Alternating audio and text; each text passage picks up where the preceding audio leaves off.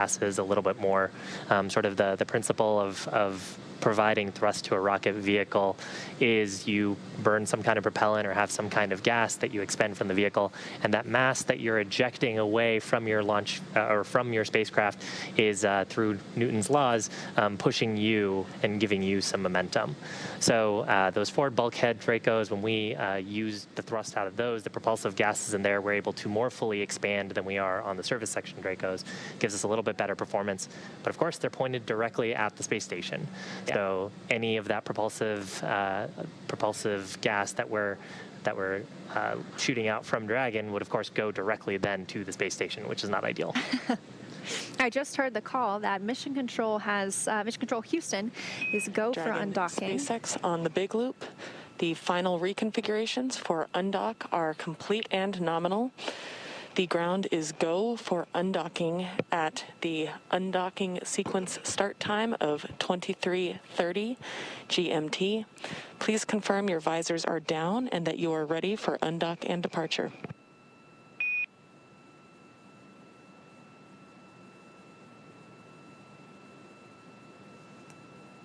Dragon copies, go for undock on time. Our visors are down and we're ready for departure.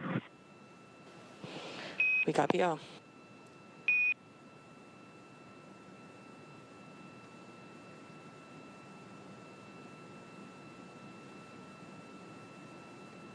And we just heard the confirmation. Dragon is a go to undock. So now we are waiting for the undocking sequence to actually begin, and they are targeting that for 4:30 p.m. Pacific time. So it looks like 8 minutes from now. And once that begins, it'll take less than 5 minutes for Dragon to separate from the International Space Station, which has called home for 2 months now. Sarah Gideon thinks the rules don't apply to her. She attacks Susan Collins's Paycheck Protection Program, but turns Space Station Dragon for those to retract. Once those retract, we'll actually have Dragon perform an unlatch from the space station, releasing 12 hard capture hooks that are around the vestibule. Those hard capture hooks are what are providing that airtight seal around the vestibule, and they'll actually come in 2 separate phases. So we'll hear a call for 6 of those, and then we'll hear a call for all of those being detached. And then finally, after that entire process, which takes about 4.5 minutes, then Dragon will be ready to actually depart and push itself away and separate using its Draco thrusters. Yeah, and so Dragon's initial departure from station is a little different from any of the other docked vehicles like the Soyuz, because that relies on springs to push them away from the docking port. In this case, Dragon will actually execute those 2 short thruster firings to undock. That uses a combination of those 12 Draco engines around the base of the capsule, with the first breaking any stiction between Dragon and the docking port, and the second slowly backing the spacecraft away. And so we're expecting the call for undocking sequence to begin in the next few minutes. And the crew aboard, they will be able to see those transitions. So what will be happening here is the flight computers on the vehicle will issue themselves into a state when that command is issued. And actually on the crew displays, on every display, they've got a prominent location that shows what the current states are. They're also able to follow along and see what the state of the vehicle is. So those are the displays that they've got pulled up on their screen right now. That middle display actually has the cards that describe what they can expect to see, along with some inline telemetry that they're getting from the vehicle directly, as well as their current positioning relative to the International Space Station. And then they've also got some views on the side that are each of them in their respective displays that are showing a forward view of the spacecraft as well as the status of those docking hooks.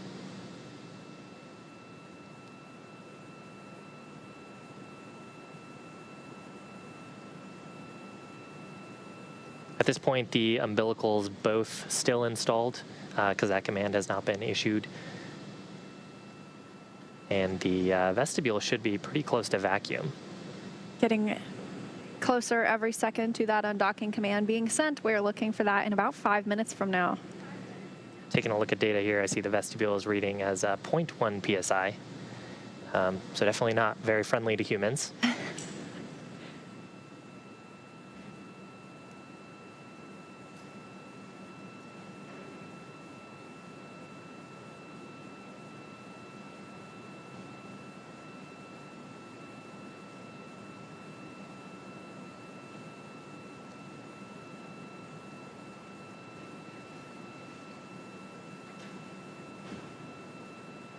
Everything moving smoothly throughout the day to bring us to this point with the crew ingressing Dragon, donning their suits, getting in their seats, closing the hatch, and then Chris Cassidy closing the A-Pass hatch on the station side, along with that Node 2 forward hatch, bringing that space down to as close to a vacuum as possible, and that's where we're at right now.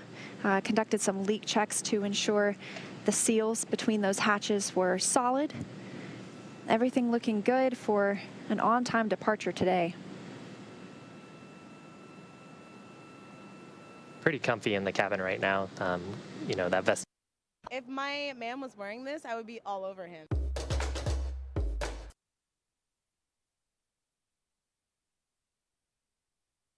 Of a leak through the forward hatch. Of course, that leak check performed earlier with no findings, showing that the vehicle is nominal and ready for undocking. And as once we mentioned, that undocking will take a few minutes before we actually see the separation occur. But once the command is sent, those 12 latches will be retracted. The umbilical will be disconnected. Dragon is already on internal power, however. It's not receiving any power from the International Space Station. But once that umbilical is retracted, those hooks are removed. Be looking for those 2 short bursts to send Dragon on its way, and then things will speed up with those departure burns afterward.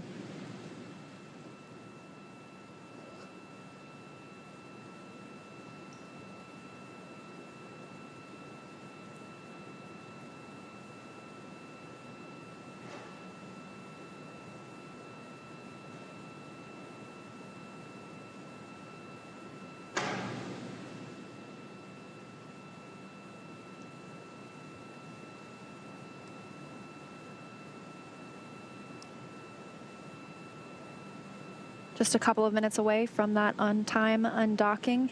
That'll be 4:30 p.m. Pacific, 11:30 p.m. GMT, or the time that the astronauts use aboard the International Space Station.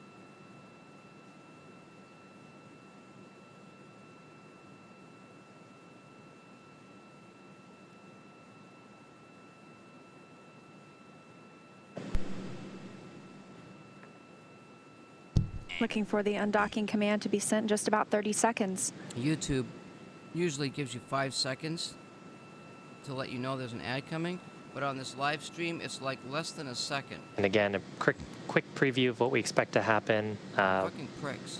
Umbilicals will retract, then we'll see those docking hooks disconnect, and then we'll actually see those undocking burns followed pretty shortly after by a departure burn.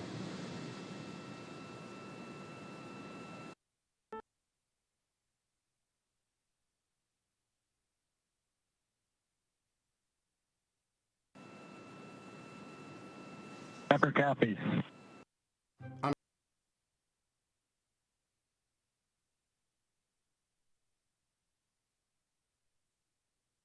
The umbilical now retracting. One ad right after another. The International Space Fucking Station assholes. flying 263 statute miles over Namibia in Africa. Dragon SpaceX umbilical demate complete and nominal. There's confirmation of the umbilicals retracted, so no longer receiving power or data or commanding from the International Space Station. And there's a view on your screen of Dragon, currently in eclipse. Gary, how's it looking from Mission Control at Johnson? We're looking good, Shiva. We are now inside the undocking sequence. Good umbilical retraction. Standing by for the driving of those hooks. There's 12 hooks that will be released in 2 gangs of 6. Standing by for the driving of the hooks.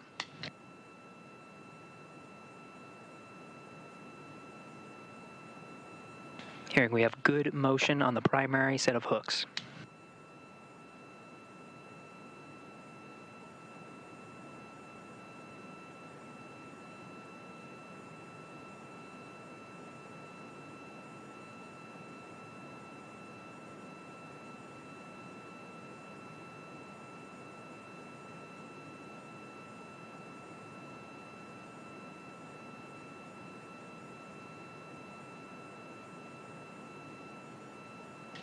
Again, first set of hooks driving, the navigation light, the forward end of Dragon clearly visible from this view from one of the Japanese cameras.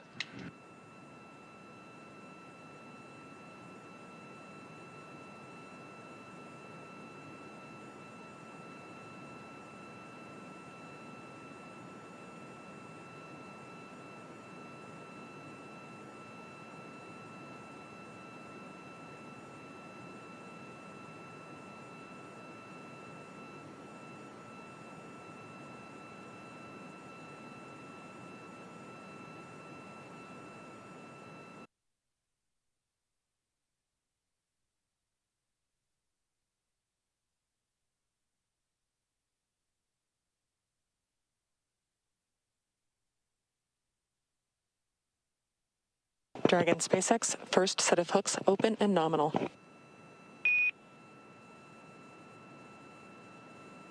Copy nominal hooks in the first set.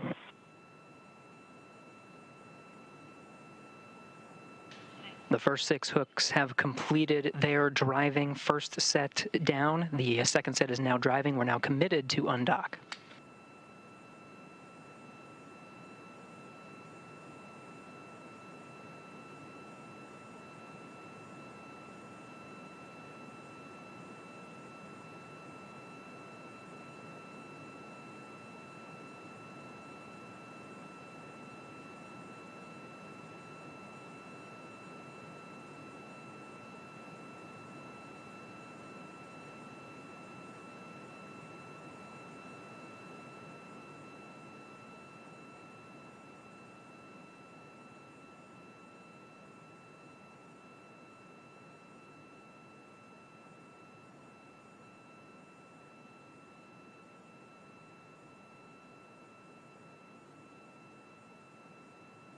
Seeing good motion on that second set of hooks. Continuing to drive. These will be the final set of hooks. There's 6 of them holding Dragon into place now. Afterwards, we'll conduct 2 undocking burns to physically separate Dragon. $10 says we'll have an ad by the time they do the burns. You watch. Google, YouTube's been lambasting this with ads like every 5 minutes. It's crazy. There's really no need of it either.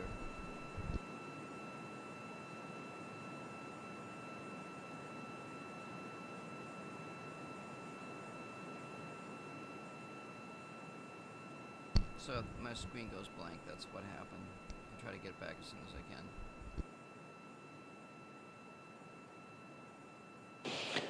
Dragon SpaceX, all hooks open and nominal. She's moving. All hooks open. Dragon departing. There's a fucking ads. There's a fucking Dragon ads. What I fucking tell SpaceX, separation. There's a huge government. Fucking told you. I told you it would happen. Right when they're fucking doing that. Watch, there's gonna be another one. Thrusters looking good. Counting down to a nominal departure burn 0 coming up shortly.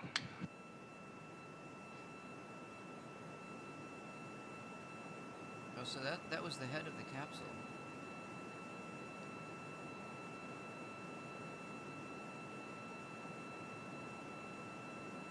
Look at that thing fucking move.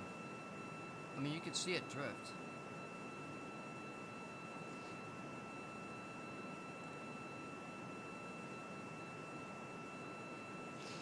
You can see that thing drift. I mean, See how it's drifted off? Dragon SpaceX depart burn 0 complete.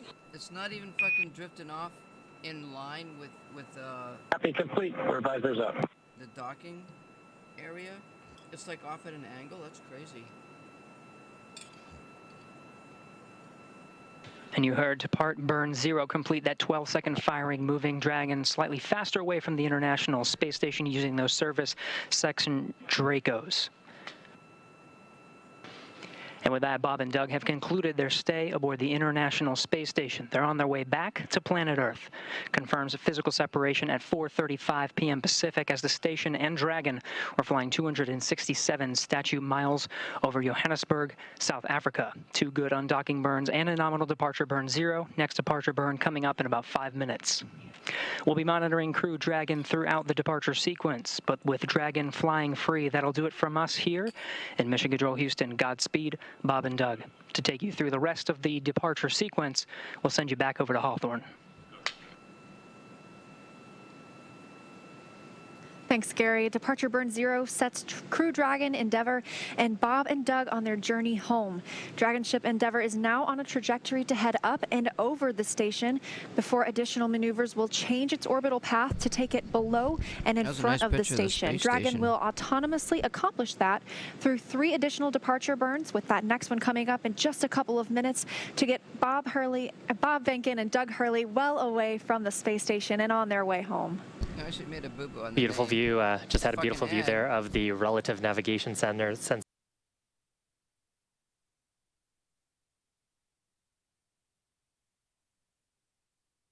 And of course, as they are drifting away, going into that slightly higher orbit, just because of balancing the force of gravity along with their centripetal acceleration, they will move a little bit slower than the space station.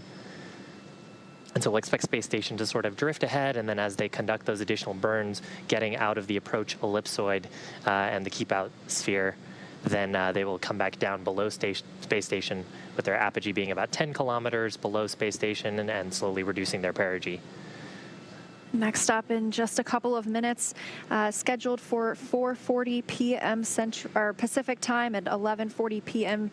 GMT will be depart burn 1. That's a 20-second burn to further increase the opening rate between Crew Dragon and the International Space Station. Looks like a Soyuz, or there's Yeah, another. that view, what we just previously had, and you can actually see it on the right-hand screen of Bob's display, is a relative navigation sensor that's providing an infrared view from the forward hatch of Dragon, looking back towards the forward module of the International Space Station. So that's where Dragon has been for the last 63 days. Coming up in less than a minute is departure burn number 1. Like a capsule? And then compare that. This burn coming just about 5 minutes after separation. On either side, you can. And this is going to increase that opening rate That's the little capsule thing between the space station and Dragon. And separation occurred on time today, as with everything else occurring on schedule, sending Bob Behnken and Doug Hurley back toward Earth, back toward home. I think she's. Did she say Bob? So very, very exciting moment. We should know. expect to hear a call out here for departure burn number 1. Departure burn number 1 is pretty short. It only lasts about 21 seconds, but it's the burn that's going to get us on our way up, out, and away through the keep out sphere and through the approach ellipsoid. Again, the keep out sphere, about 200-meter sphere around the International Space Station, and the approach ellipsoid, 4 by 4 by 2 kilometer ellipse. If you imagine 2 Central Parks in New York City next to each other, that's about how big that is. Just guidance references for visiting vehicles. And we're seconds away now from departure burn 1. These are autonomous burns. Bob Behnken and Doug Hurley are not pushing any buttons to make this happen. These are programmed into Dragon, and we will be looking for that in just a few seconds from now.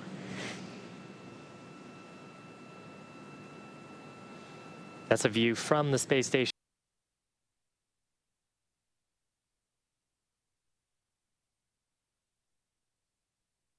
The side that Doug Hurley was sitting on. It's actually made pretty cool. When I first saw this product, I thought it looked kind of crazy. Didn't really. I tried to holler, and then my mic was off. 2 station right now. Fuck you. And departure burn 1 has begun, that 20-second burn. This will also take it outside of the keep out sphere and outside of the approach ellipsoid, and after complete, Dragon SpaceX, depart burn 1 complete. Nominal burn, you are go to doff your suits per procedure That's the 4 ship, decimal Isn't that the 012. Reminder that the ground will be deactivating the big loop following exit from the approach ellipsoid, which is approximately 12 to 14 the minutes approach from now. ellipsoid. That sounds sexy. Okay. Especially when a woman says it. I love this game. Station Endeavor on the big loop. Go ahead, Endeavor. Chris, we just can't thank you enough. It's been an honor and a privilege to be part of Expedition 63 with you, Anatoly, and Yvonne. It's been a great 2 months, and we appreciate all you've done as a crew to help us prove out Dragon on its maiden flight. I'd also like to thank Zeb and his team in Mission Control in Houston for the incredible amount of work they did to make the dock op successful for Dragon, and also the teams at SpaceX that keep us going towards the end of our mission that we look forward to splashdown tomorrow.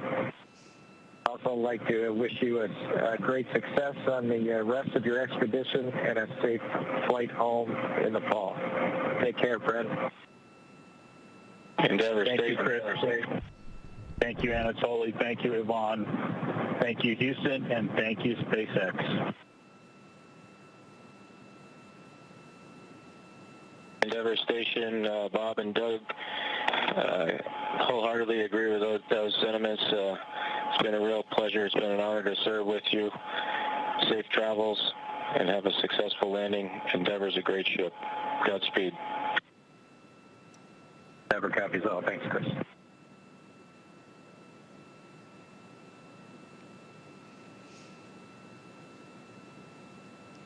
And we just heard some kind words exchanged between Crew Dragon Endeavor with Bob Behnken and Doug Hurley now on their way home. ISS and Dragon on the big loop. Endeavor has exited the keep out sphere. See you guys when you're back home.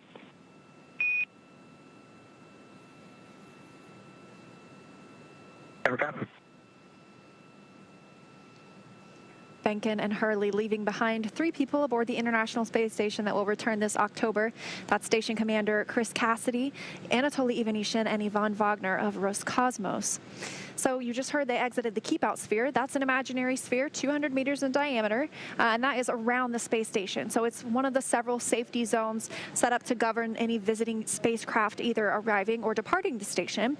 Before moving into the keep out sphere, spacecraft have to be configured where they would not cross that boundary for at least 4 orbits, even if, as we mentioned, the spacecraft were to, for some reason, lose all of its maneuvering capabilities.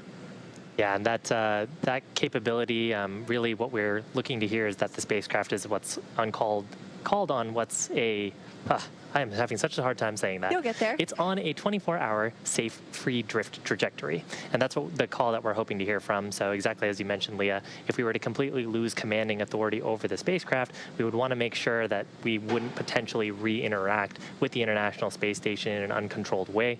And so these burns helping us to get out and away from the space station in a way that we could, if something were to go catastrophically wrong on the vehicle, protect the crew aboard the space station, of course the crew aboard the spacecraft until you were able to recover. Of course, Dragon spacecraft has been really rock solid this entire mission and has a lot of redundancy into it. So that scenario is pretty unlikely, but it's a good safety standard that we design all of our spacecraft to. And this departure burn 0 and 1, as we mentioned, is bringing Dragon up and over the International Space Station. It's not just making a straight journey home. That will be determined later once the phasing burn is complete, and then the deorbit burn, which commits us to leaving space to bringing Bob Behnken and Doug Hurley back into Earth. The next Dragon on Dragon to ground comm check with the cabin mic. I hear you loud and clear on Dragon to ground. How me?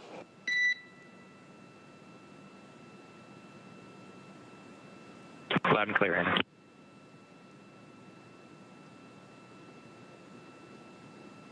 As we heard, they are now testing out the cabin mic, so they may be getting to doff their suits, take off their suits, which is allowed now that the first 2 departure burns have been completed. And the next is scheduled for 5:27 p.m. Pacific time. That'll be depart burn 2, and that'll be 12:27 a.m. GMT. So it's really the middle of the night for the space station crew right now, and they'll be getting ready to go to sleep pretty soon. But our astronauts are awake for several more hours before they get their sleep period later. Of course, they all got a chance to take a quick sleep shifting nap to be alert and awake.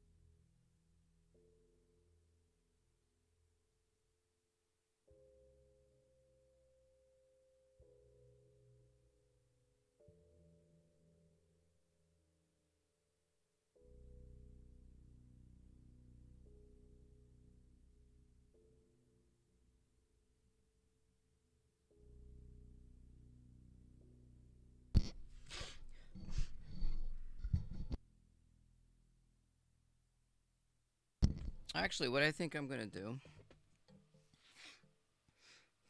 I'm not going to I want to look at the tutorial for the airlock, but I'm not going to use the games because it's too long and I don't really know. It's jittery actually because there's too much stuff in there. So with that in mind, what I'm going to do.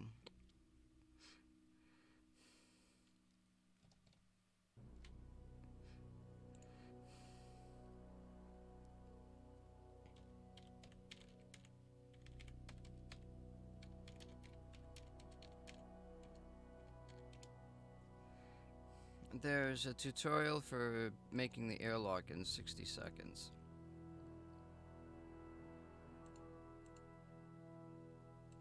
This is a 60-second tutorial on how to make a basic airlock.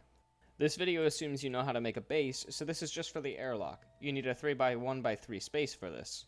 Use frames for. Alright, so now, yeah, he said to use frames.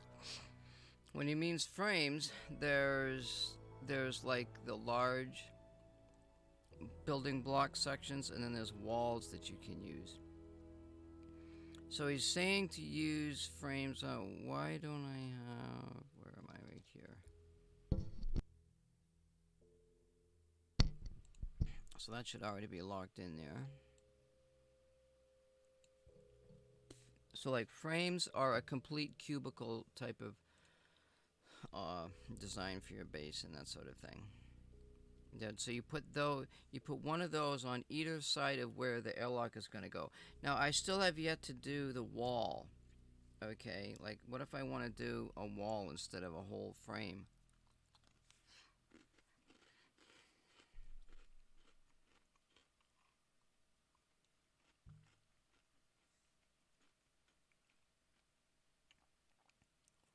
Like I could do a frame on the bottom.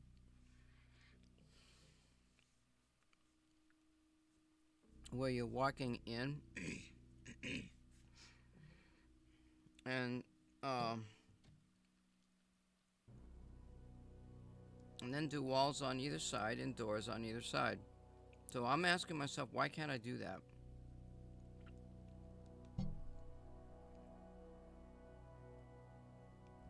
Now, building the walls is actually not that difficult. Using the frames is actually a little bit more difficult, even though it's only a two-step process. You still have to swap tools. The swapping of tools in this game it's a little bit, you know, people are saying, oh, it's clunky and whatever. It is what it is. But when you do the walls, you can just put the it's 3 different parts, but you just have to have them in your hands. You don't have to use tools, I don't think. So you get the wall kit, you set that, you get the iron sheets, you set that on the wall, then you get the plastic sheets, you set that on the wall, and then I didn't write it down, but then you get the glass sheet and you set that on the wall. 4 set glass sheet. Now you could theoretically have all 4 of these in your pack. When you land, you have all of this stuff available to you. So, you know, maybe you have to have that stuff in the kit. You know, you go to your kit, you get those items. And you've got food on you already, but there's some things you don't really need. So I'm going through my mind on how do I start the next mission and get this structure built as soon as possible. Now, before you build the outside of this unit, there's a hydroponics tray and there's a tank. It's a lot easier to set that tank down in the corner on your base, get that done first and get your plants going, and then build around that instead of build this. So I don't know exactly what he's going to do. He's just doing the airlock part, which I didn't quite. That's the part that I want to learn, and I think hopefully I've seen this video before, I think, so let's watch it. This is a 60-second tutorial on how to make a basic airlock. This video assumes you know how to make a base, so this is just for the airlock. You need a 3x1x3 space for this. Use frames for this, as the walls will not allow you to place things such as the console. Open up the construction supply 2 crate and take out the airlocks. You're going to place them so that the power is facing the one block.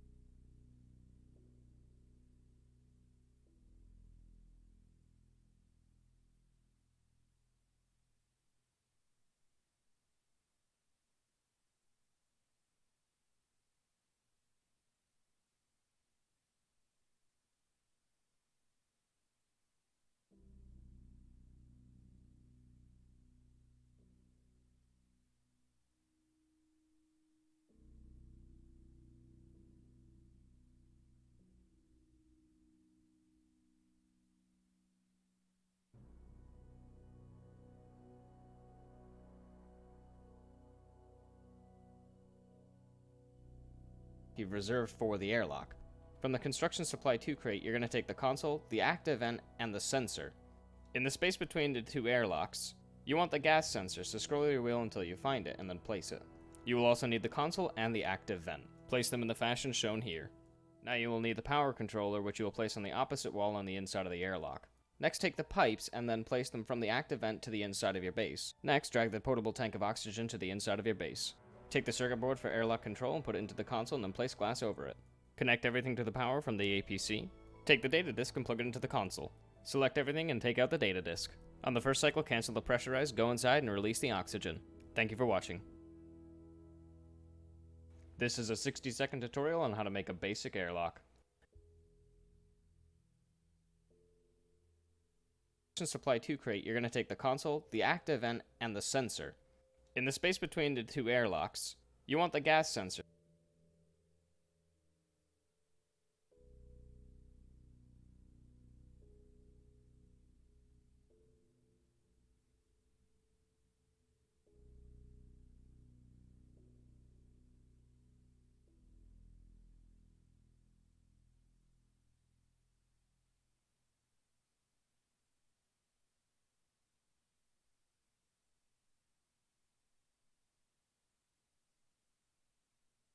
So scroll your wheel until you find it, and then place it. You will also need the console and the active vent. Place them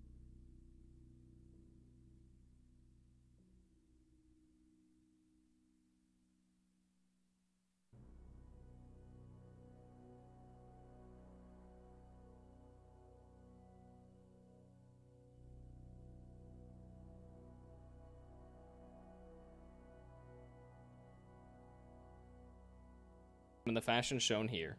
Now you will need the power controller, which you will place on the opposite wall on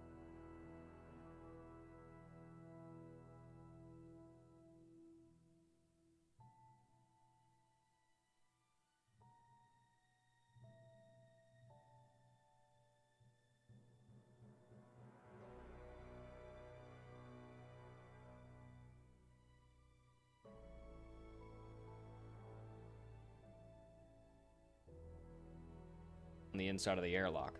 Next, take the pipes and then place them from the active vent to the inside of your base.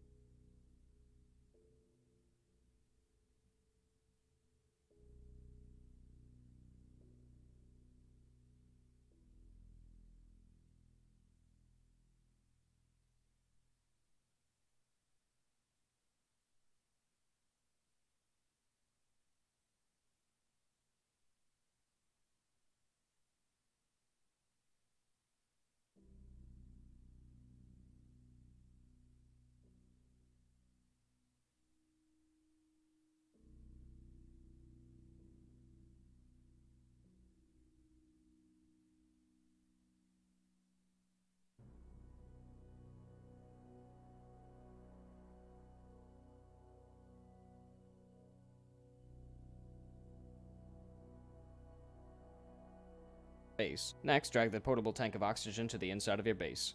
Take the circuit board for airlock control and put it into the console and then place glass over it. Connect everything to the power from the APC. Take the data disk and plug it into the console. Select everything and take out the data disk. On the first cycle, cancel the pressurize, go inside, and release the oxygen. Thank you for watching.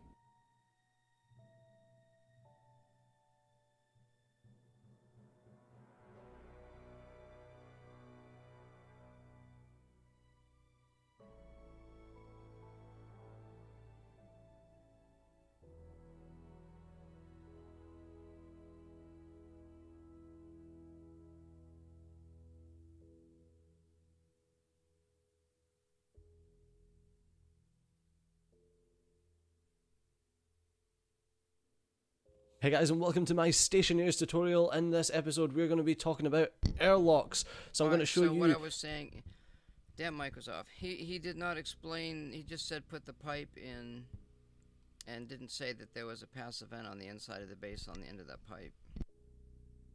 A super simple airlock, then is all you need to construct a fully functional airlock. Hey guys, Future Studio here. So I was just editing a tutorial and I completely forgot to mention that you're going to need a passive vent as well, which is one of the things that doesn't come in the construction box, but you don't actually need it. For the tutorial I use one, but you technically don't need it because pipes count as closed off at the end. But if you're using a 1x2 or a 1x1 airlock, if you've got enough pipes to do what I'm going to show you in the next, this is weird, I'm talking like to the past from the future. I'm going to show you, if you use the exact same number of pipes, then you can store all the gas from your airlock just in those pipes, so you don't technically need the passive vent, although it is good practice to use it. But anyway, on with the tutorial.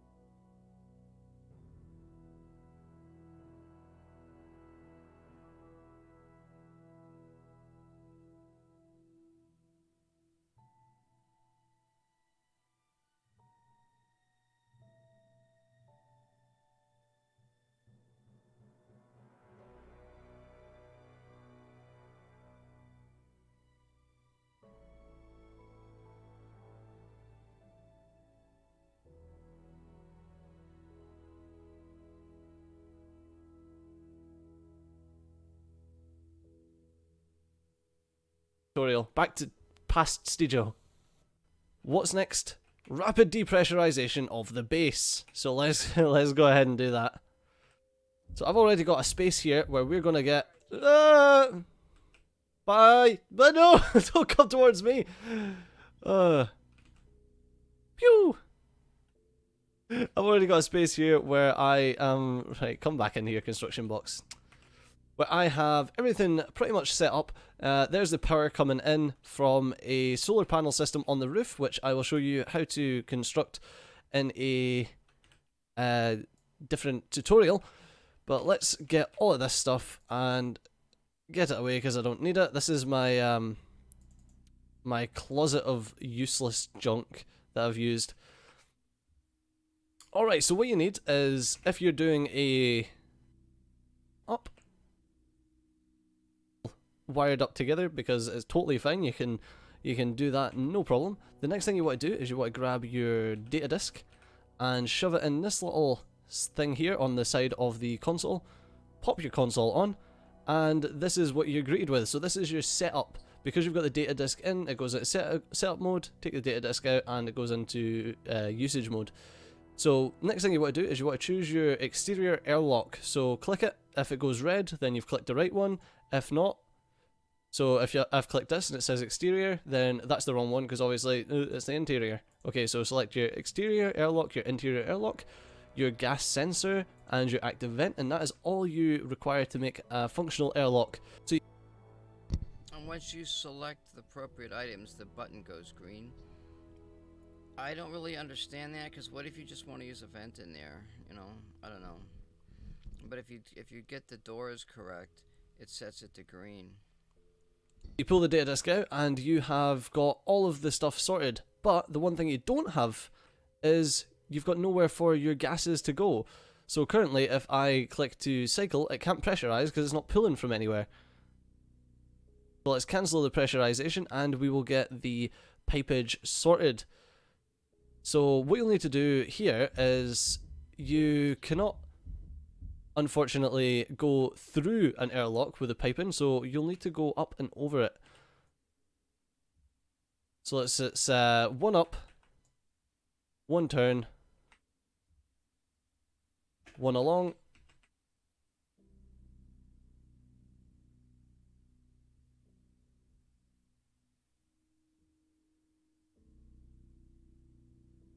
Alright, once you've got the piping in place, you need to use your passive vent. Alright, so then you'll need to place a passive vent on the other side, and that's you. You have a fully functional airlock just like the one that I have over here. So then all you need to do is build your base back up so you've got no holes, pressurize your base, and the airlock will maintain your pressure inside your base so you can go in and out and unlock your mask. But there's a couple of improvements we can make to this. Alright, so once you've got your airlock up and running, your base is pressurized, you'll notice that cycling between the interior and exterior pressure is going to take a while, especially if you're running a 2x1, because this vent takes ages to actually drain out this. At least not ages, but when you're constantly going in and out of your base, you're like, that's taken me far too long. So what's the logical thing to do? What's the logical way that you can make this go a bit quicker? Well, the easiest one, it's more vents. So if you drop in a extra vent, and then all you need to do is get your data disk back in, and then hook up the... Okay, I was wondering about that. Extra active vent as another vent. Take the data disk out. Right, then you will be able to see that when you cycle to the exterior, the overall air pressure drops rapidly, or, you know, as you would expect, twice as fast. The only problem with this setup that I've got just now is you'd be better off putting this vent in this block, because the way that atmosphere is transferred, it is in block sections, so you're better having one vent per block if you want to get it done a lot quicker. So another thing that you'll find is when you're going in and out of your airlock, you'll see there's a lot of movement with different atmospherics and things like that, which can be prone to bugging out and just like losing your atmospheres every now and then, which is a bad place to be in, especially when you've got a base that's finely tuned when you're looking at endgame. So there's another small little hack that you can use, and I've been told that this is kind of dangerous because it can have explosions, but what's life without a little bit of explosion? So what you'll need is a gas tank storage and a canister. Then we pull off the passive vent at the end here, and let's just throw that over there. Get the gas tank storage. We will pop this on upside down, then shove a gas canister there. Now when you cycle the pressure both out and in, the pressure from this room will completely get stored in the gas canister, so you won't be depressurizing your base at all. You'll be closing that, pressurizing the gas canister, and then as you when you go to pressurize the room again, you'll depressurize the gas canister instead of the entire your entire setup, your entire base. This has been tested with a 2x1, and it doesn't blow anything up, but I think the pipes do get quite pressurized. The canister itself doesn't get that pressurized, but the pipes do. So I think you'd be just as fine by just storing it in pipes without the canister, but I mean the canister is always there for a just in case. So then when I repressurize this, everything will be at an equal pressure and there'll be no movement about of pressures or anything like that, which not only does A, it stop any chances of possible bugs, B, it stops your processor overloading due to having to bloody work out the atmospherics, which my PC makes a hell of a noise when it's working out a lot of atmospherics. And 3, it's just nice not to have everything flying about. I think I need more pressure in my base. So okay, there's a little bit, there's a tiny little bit. Let's just cheat some pressure in. There's a tiny little bit of movement, but mostly there's no pressure. Oh, because I've cheated the pressure and it looks like I'm talking out my backside.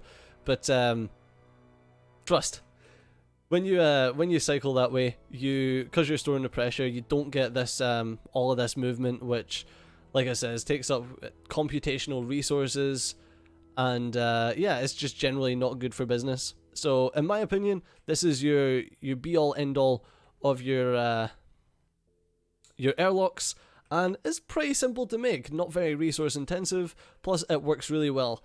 The only other things that I could say for any improvements is to have extra consoles both on this the inside and on the outside, so you can watch the pressure going up and down if you're cycling and you're not inside the airlock. So in order to do that, you're going to need an extra console kit, an extra airlock circuit board, and you're going to need to wire it into the same circuit that the airlock is on. Fortunately for me, the airlock is on my... that is never going to pressurize, is it? Oh my goodness! Fortunately for me, the airlock is on my my main circuit, so we're kind of fine with that. And I'll also show you what to do to get these doors open. So like I said earlier, you can't force open the airlock because, I don't know if you can see it, the bolts are locked because it's trying to pressurize. So one thing you can do is shove a data disk into another one and come down, and if you hit that, it should... There we go. Cycle on and off, and it should allow you just to open that. Perfect, because it'll set this console into error mode. Hey, we also got a null reference exception. Fantastic. Just what you want to see. Alright, and then pull that out because we don't need to worry about that console. Let's pop in here. The reason that all broke is because the game's a bit funny when you use loops, like what I used. And because this isn't cordoned off, it basically vented all the oxygen into the exterior. Okay, so next week...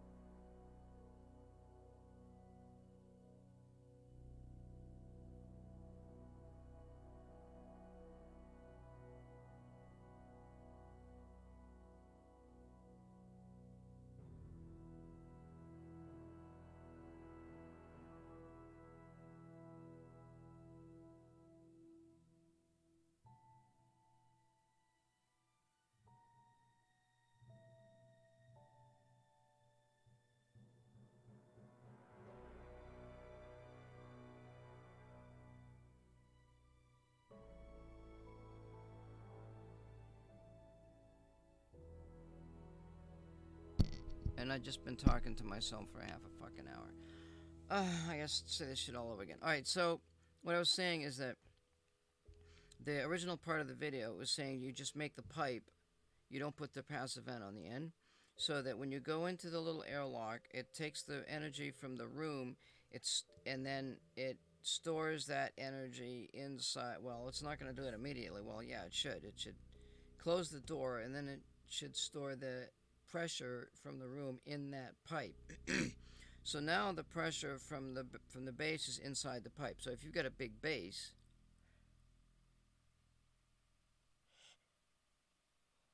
and you've got this pressure in there, you've got it's pressure per block. So you've got each block, I guess, has 40K of pressure or something. I don't know. So there's the amount of pipes that you use. Now, I've had plenty of pressure in the pipes and nothing ever exploded, like whatever, 1500 megapascals. Well, no, actually no, because if the pipe is spread out 10 units, that's 100K, 100 kilopascal per pipe. So you only really need, so if you've got a 2, 4, 6, if you've got 6 blocks, theoretically at 40K, that's 240K of pressure in the little pipes. So then you go in there, you go into the airlock, then you've got the airlock block. It's going to take out a little bit of pressure. So then let's say if you set it at 30, and then you go you open the airlock, and now you've got 5K that goes into the airlock. So now you've got 25 in the base and you got 5 in the airlock. So then you close the door, and then when theoretically that 5K, once that door is closed, should go up into the pipes. That's the thinking. So then the airlock should have nothing in it when you go out, because if it's got air and pressure when you go out, it's going to send you flying out the door. You don't want that. That's what we're looking for in this next mission when we go ahead and do this. So I think I understand what's going on with just using the pipes and not the passive vent. We're going to try to improve on our game. And so what else was there for... Oops. What else was there for the tutorial? Shit. So I gotta go here. And that mode. So that's the airlock. We went through the atmospherics, airlocks. I don't believe we did hydroponics. But we sort of know, I don't know what the pressure is that's needed for plants, but I know like 25, 30 or room pressure, you know, that's what they need. Now I don't know what basic research is. And there's solar tracking and gas mixing. Let's do the research because I can't get the research started and I don't know why. So let's see what the tutorial is.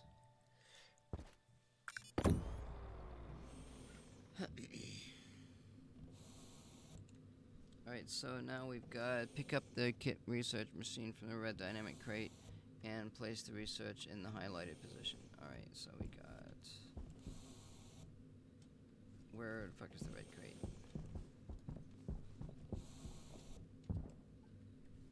Alright, so...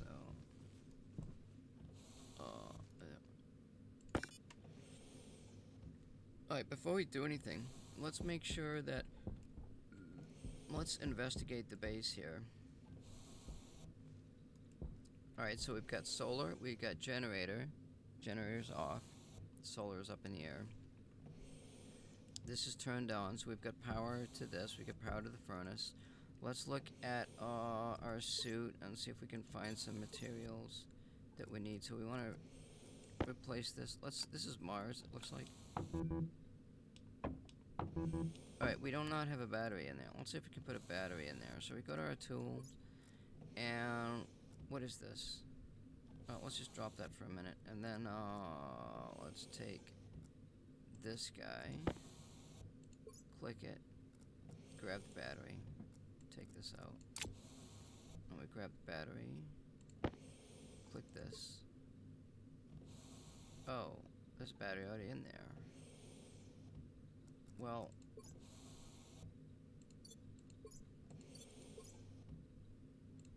okay, so maybe you just can't use the battery.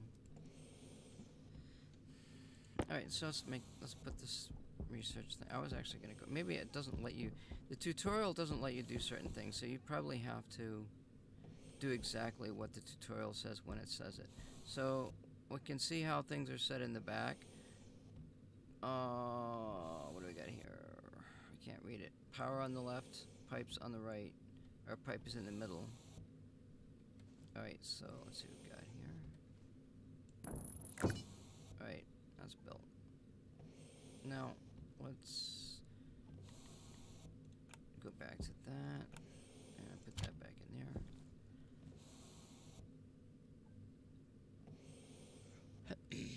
I didn't know how to set this research machine up in my first mission, so that's what we're doing. That's why we're doing this. Alright, weld the iron sheets to... Oh, so we're actually building the unit right now.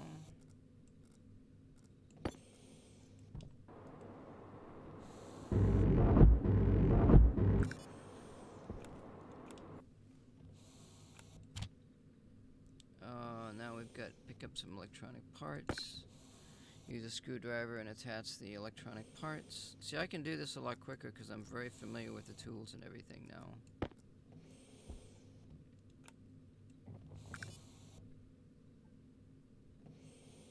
Complete the structure research machine using the screwdriver.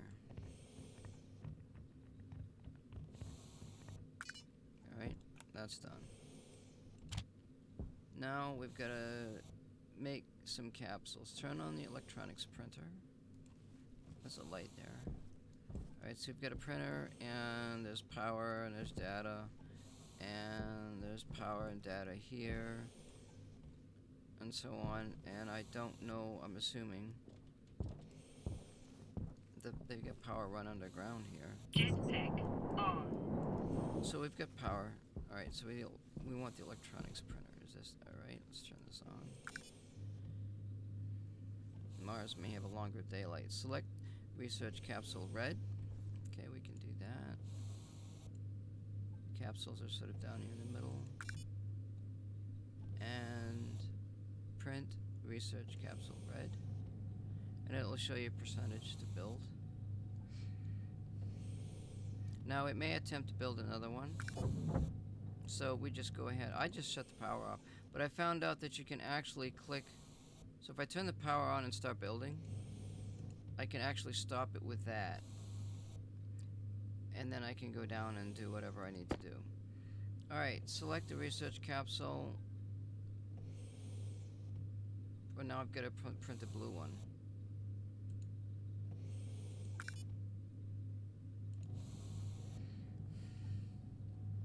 Alright, we'll just shut it off.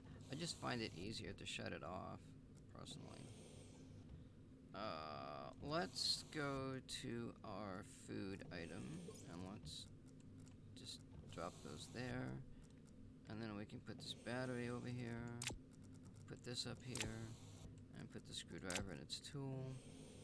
And we can probably deselect the tool, and deselect that.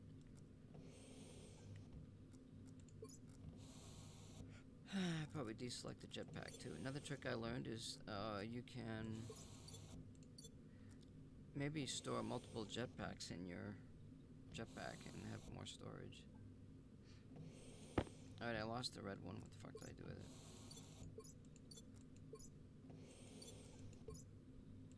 Fuck, what did I do? Oh, maybe I just dropped it. Alright, so we've got a red one and a blue one. Turn on the research machine. Alright, we don't need this light. Here we do.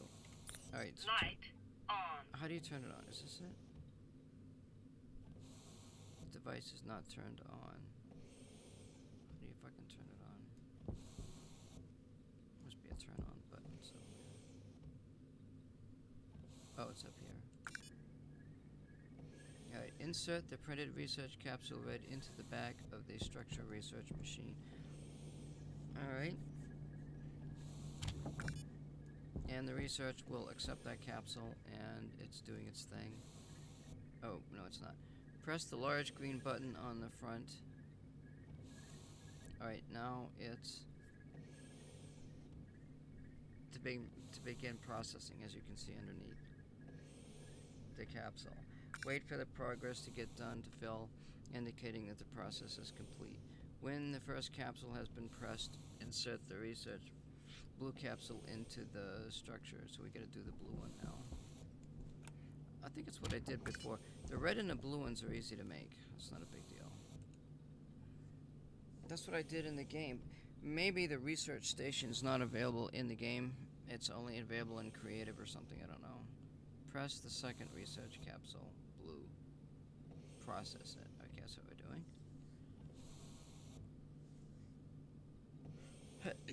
The higher the tier, the longer it takes for it to process.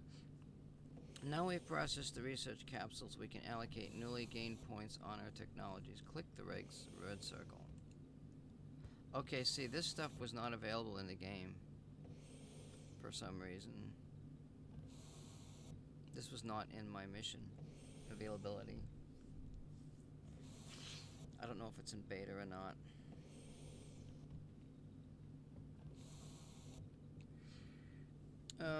Access menu, you can see research points. You know, the left side of the menu displays filters. It can go on and off. To help find specific technologies, to unlock center panel displays, currently locked categories, etc., etc., etc. Click the red circle on the structure research, then click on the technology, automate something.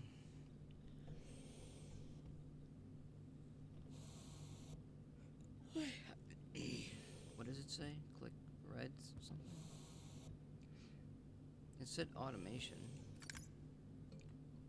And logic controllers. We got a button there. Yes. Alright, now it says, now that you have unlocked the new research, you can continue to access the new items. You can access the new items in their associated printing machine. Select the circuit board air control on the electronics printer.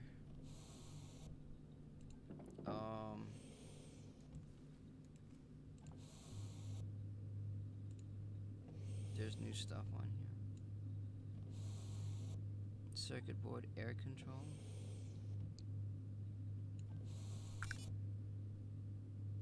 Print and air control circuit board. Uses gold and copper. Has a shitload of materials. Oh fuck, let's see, return to game. Now you have unlocked a new research node. You can access the new items and the associated printing machine.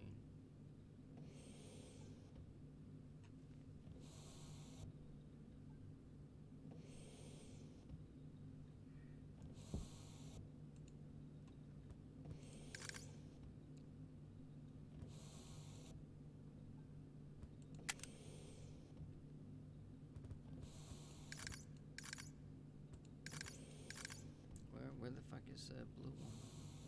Military.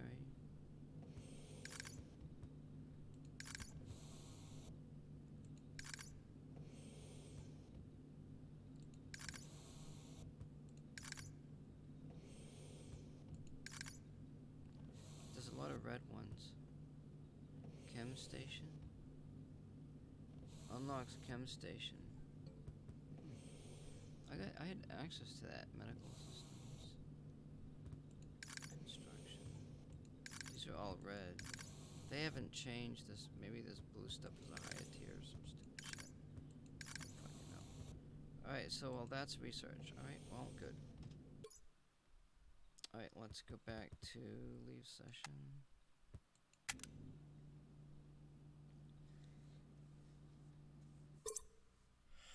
So we've got a better idea on airlock, pressure to get started. Let's see what this is here.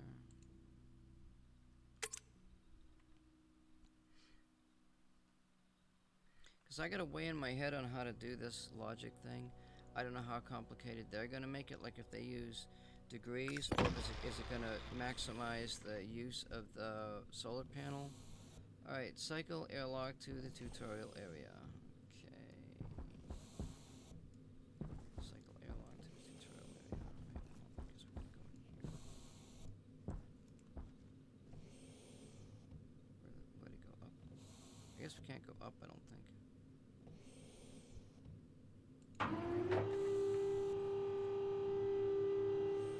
Holy fuck. Oh my god, this is fucking huge. Is there gonna be lag here?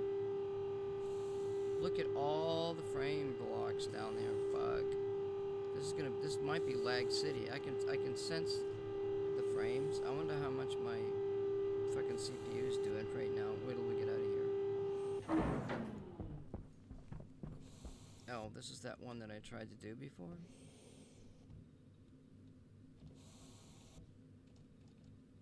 I want to look at my CPU. Holy fuck, it's up to 60 degrees.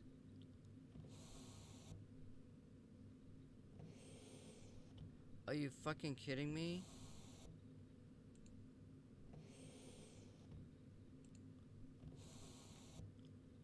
Okay, I'm never gonna make a base this big in this game. I want to get out of that. I do not want my CPU running at 60 degrees centigrade. That is fucking hot. I'm glad I got that fucking monitor. Fucking seriously. Alright, it's back down to 54. 53. Jesus. My fucking motherboard's at 61 degrees.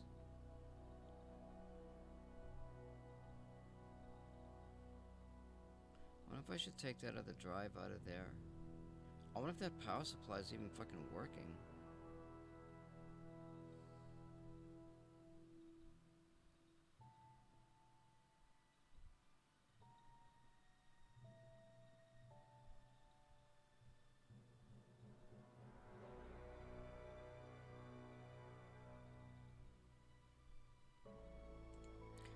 Alright, I'll be right back.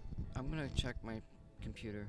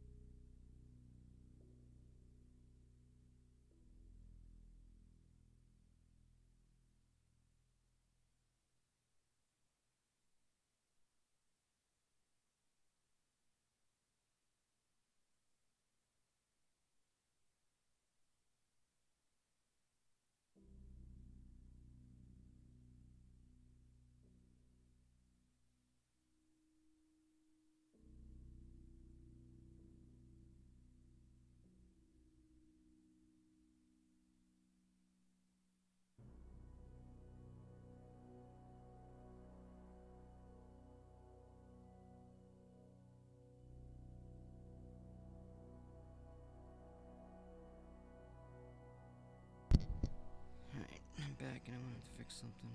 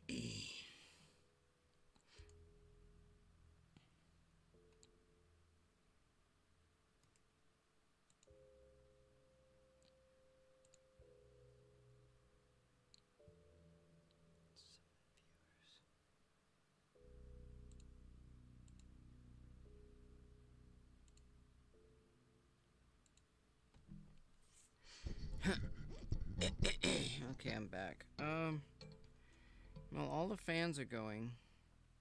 They look a little dusty. Power supply fans going? I don't fucking know, man. I moved the computer out a little bit. Let me look and see if that helped.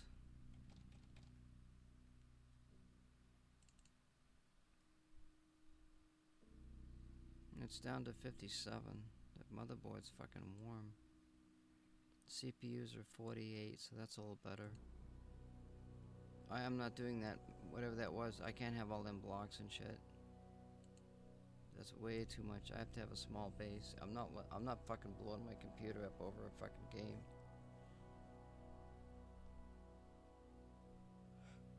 I played games with more stuff in it than that, and it's not using up that much computer,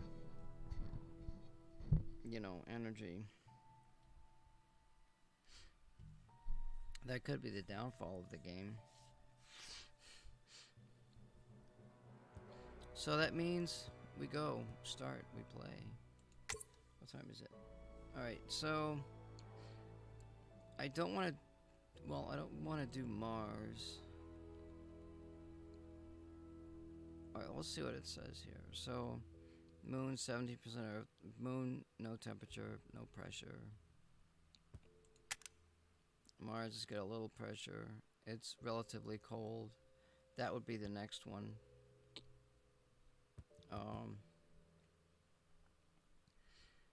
And then we've got Europa. That's really cold. That's good pressure, 44 kPa. And we can heat up the room with a flare, so that should be relatively easy.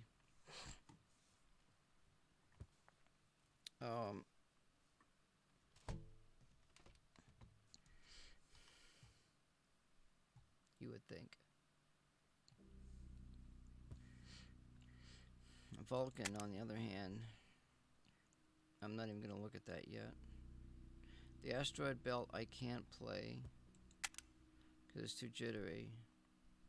We could try it again just for kicks and see what happens. Let's just try it and just for kicks and see what happens.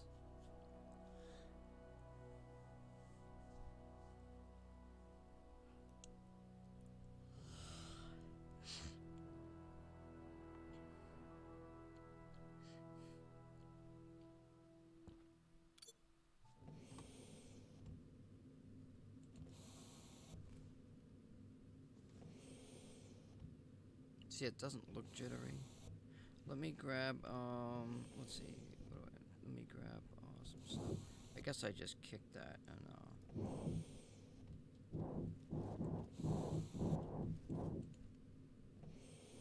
I'm gonna just grab some frames.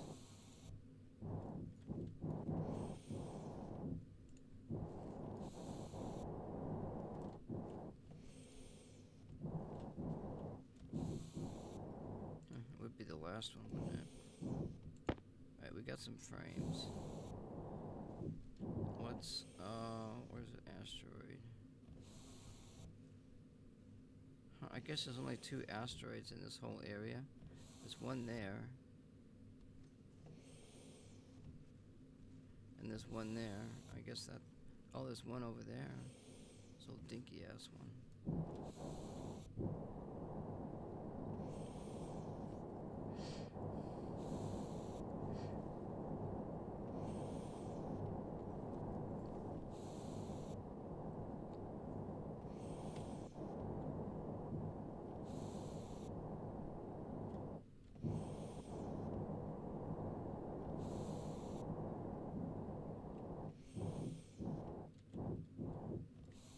Alright, let's go to tools, jetpack, mining belt.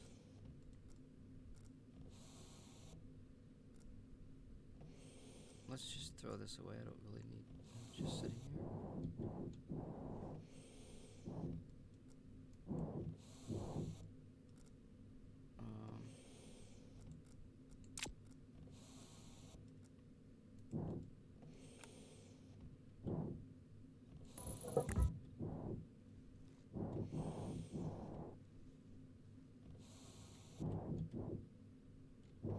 What the fuck, let me just drill a hole up in there.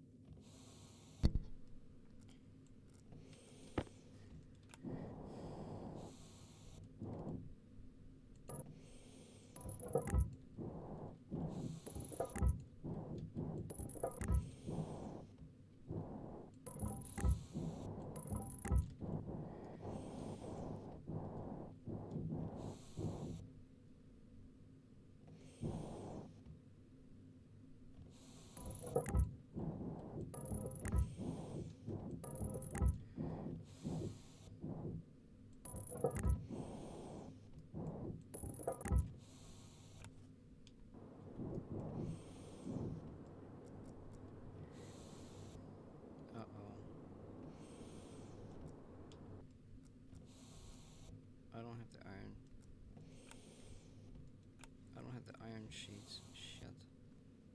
Where the hell did that machine go?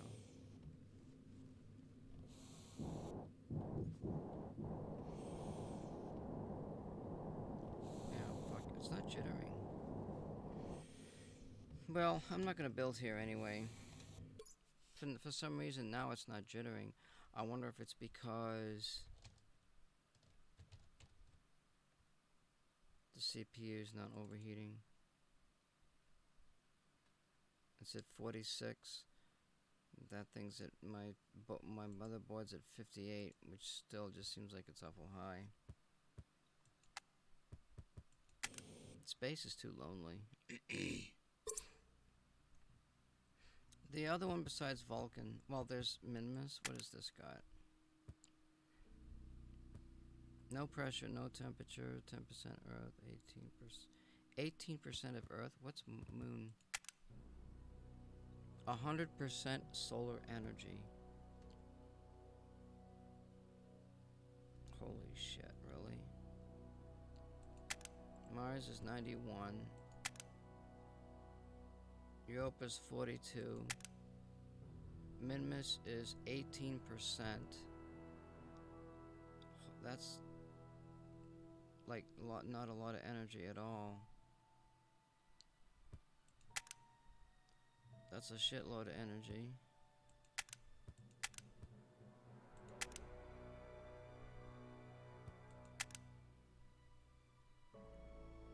This one's high pressure.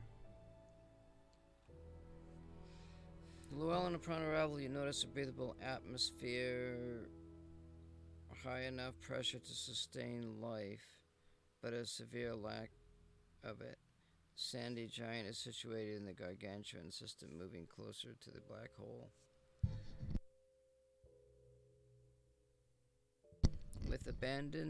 While abandoned and no longer green and full of water, this planet has still functioning atmosphere. You are tasked with scouring the wasteland to acquire the materials and resources needed to survive on this everlasting planet.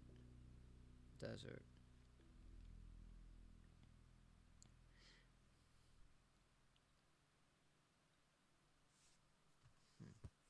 So Minmus has the lowest solar energy.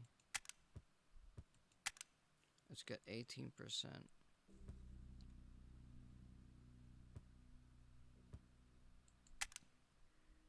Vulcan's got a lot of power, but it's really hot, and I don't know about going there. I mean, I survived there, but I don't like the looks of it. Like, Minmus is pretty because it's got Saturn. It's a nice view.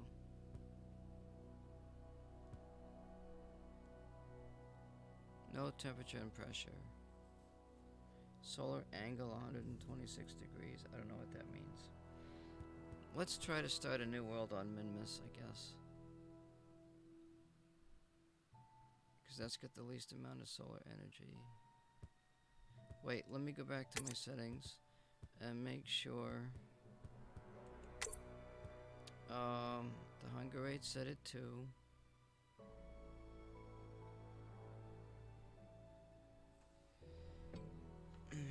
Let's see.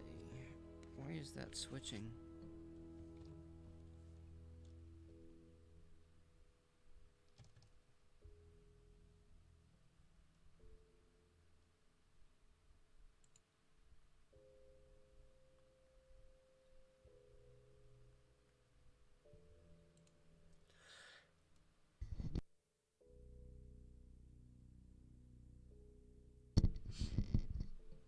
It's actually not Minmus, it's actually Mimus, which is closer to Saturn. I don't even know if it just sits there, it doesn't really revolve around Saturn. Uh-oh. That's not the right book. So I want to look at my notes here.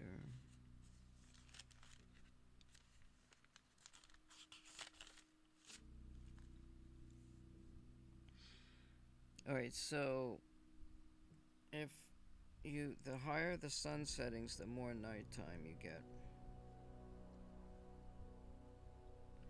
Actually, it's the rate of change. So 0.1 is a fast day-night cycle.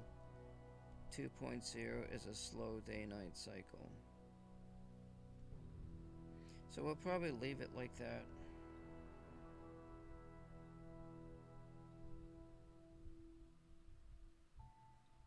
Actually, if I did 4,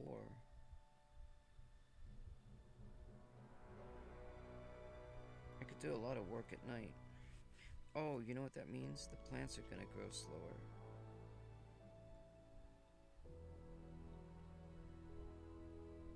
Why don't we leave it the way it is? Because that way I can tell game-wise. Because I can compare it to the moon. Oh, sun orbit is 1. What is this? Oh, it only goes from 1 to 2. Alright, we'll leave it at 1. And we want to be in stationary mode. So now, in this case, we do not get to eat cereal bars. So we will really have to get that base set up, like, pronto quickly.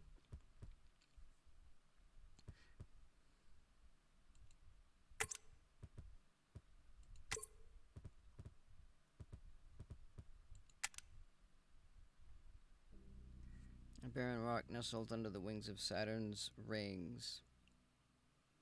Mimas' tiny stature is reflected in extremely low gravity, and Mimantian surface is saturated with impact craters from the wayward ring occupants. Its distant sun provides little power from solar devices. Be very careful when walking or jumping, as you can travel a long way and gain a lot of speed. So we've got a lot less solar energy, theoretically. It means that we're going to need more.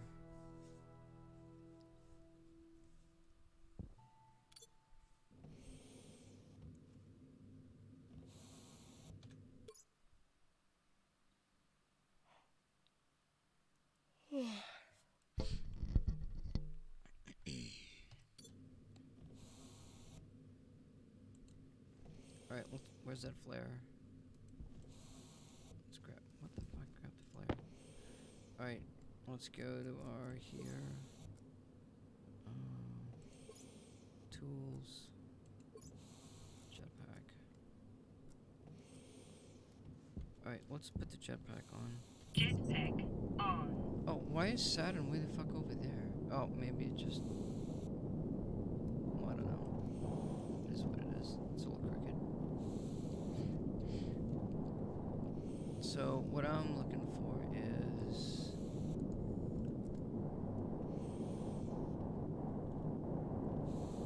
Alright, there's that stuff. There's a mine there. So we're just gonna look around our... There's some more.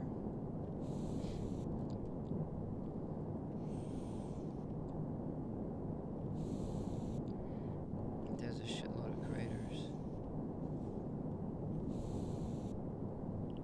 Where's the big crater?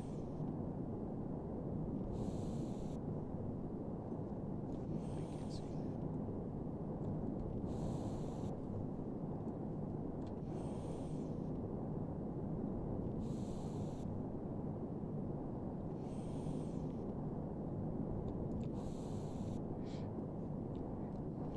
So I'm looking for...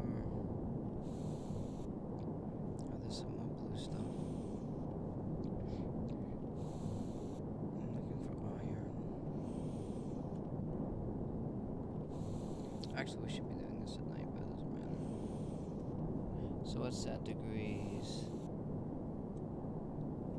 220 and 180 is 3, that's 400 degrees. It's like 30 degrees.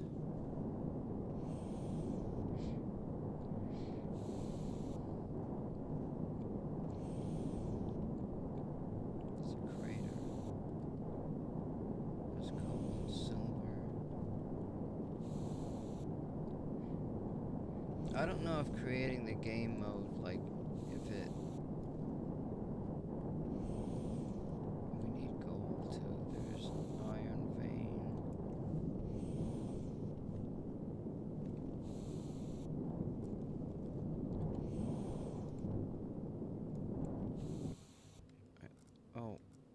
temperature? 0 degrees centigrade? It's not even telling me what the temperature is.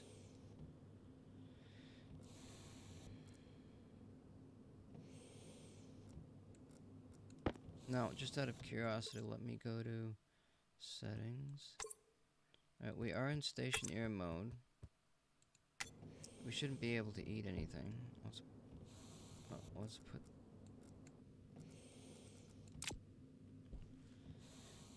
Where's mining?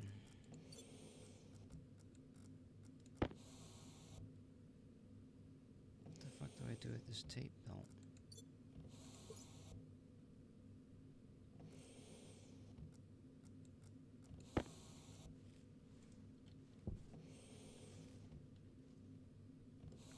I don't like this miner here.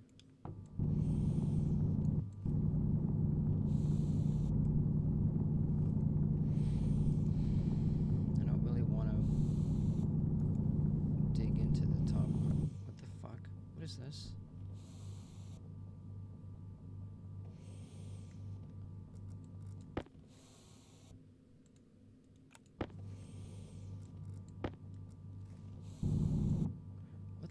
Wait, what the fuck? How come it's not going into my...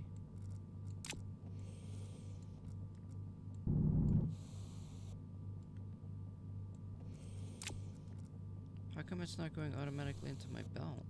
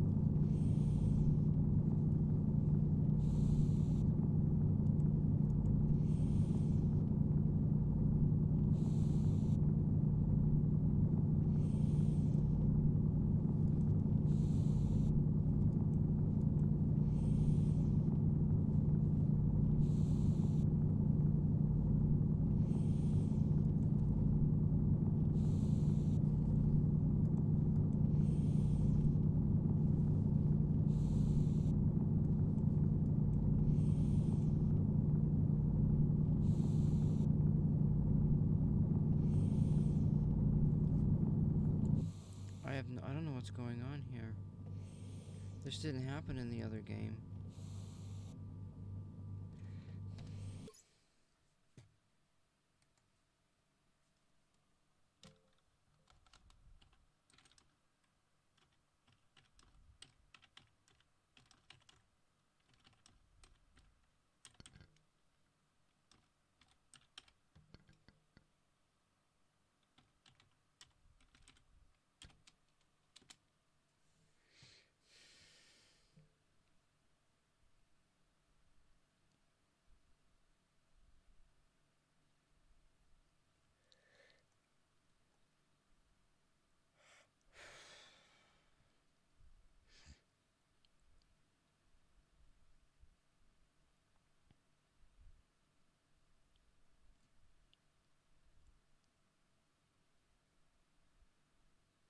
Oh, when the belt is equipped, the mining ores are automatically stored inside of it. So evidently,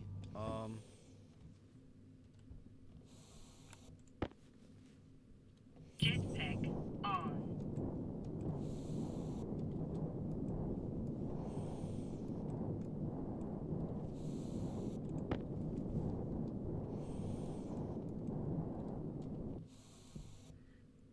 evidently it's not equipped.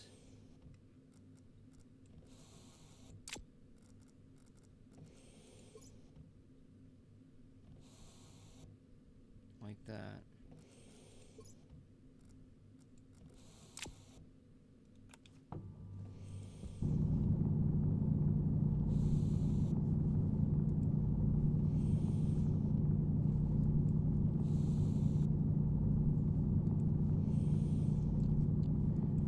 It can't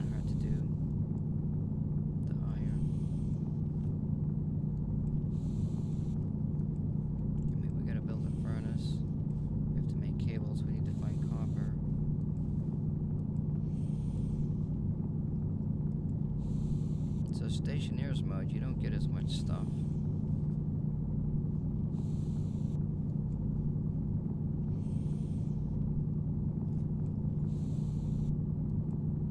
I want to leave this open because I want to make that auto field unit if we can get into the, you know, get into the game quicker.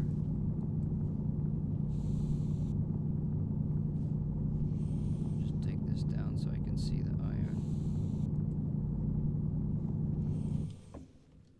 Jetpack on. Alright, let's see if we can find...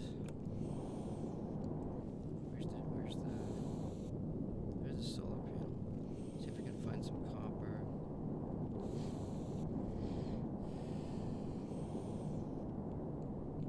There's some more iron. More iron.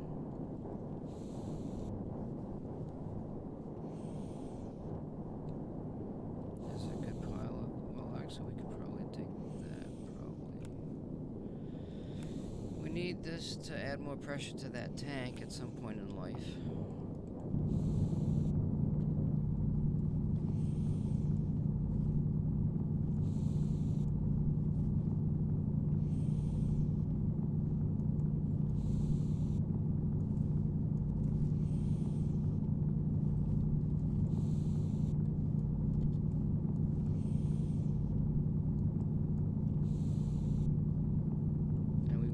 To supply our small pipes with air. We've got, I don't really know how much air we have actually.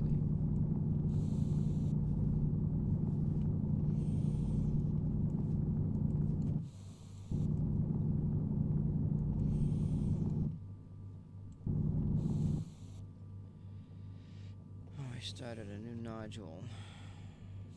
Shit. Let's grab it. What the hell?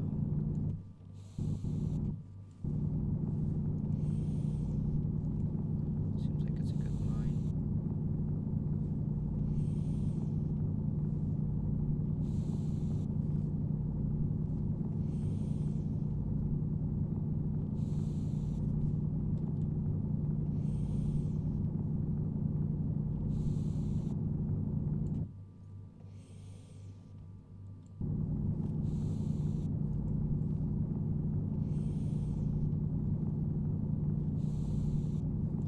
Alright, so I want to do something.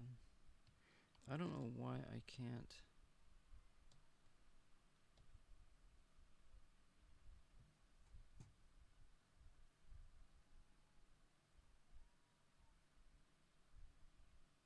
What the fuck? Hang on a minute.